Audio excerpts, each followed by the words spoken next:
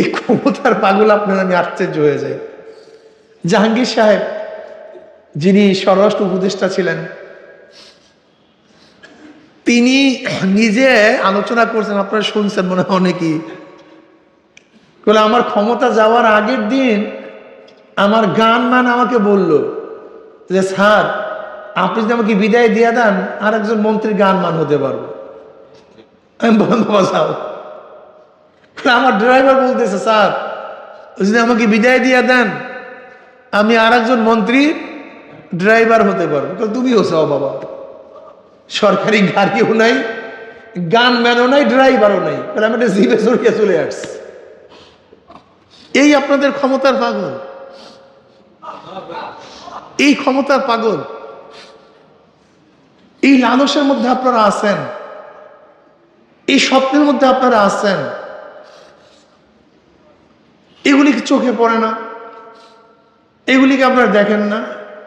আফালা তাতাফাক্কারুন আফালা তুবসিরুন, তোমরা কি দেখো না? তোমাদের কি চিন্তা নাই? আফালা তাকিলুন, তোমাদের কি আকল নাই? এগুলি দেখার বিষয়, এগুলি চিন্তার বিষয়, খুবই গভীর চিন্তার বিষয়। আমরা যদি আল্লাহ পাকের রেজামন্দি অর্জন করতে পারি, যদি মাওলায় ভালো পায়, মাওলায় মাফ করে দেয়, মাওলায় ক্ষমা করে দেয়, বাস কামিয়াব।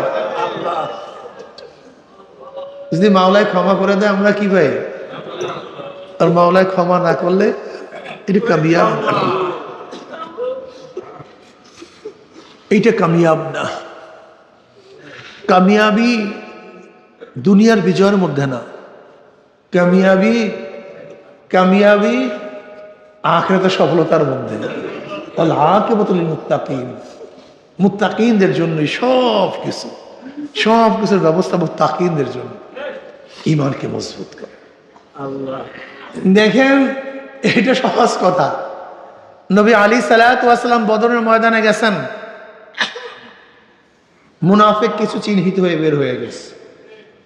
নবী আলী সাল্লাল্লাহু আলাইহি ওয়াসাল্লাম ময়দানে গেছেন, মুনাফিক কিছু চিহ্নিত হয়ে বের হয়ে গেছে।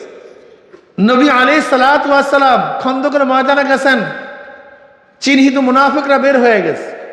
নবী আলাইহিস সালাত তাবুকের ময়দানে গেছেন, আবার অনেক চিহ্নিত মুনাফিকরা বের হয়ে গেছে। কথা সত্য না মিথ্যা?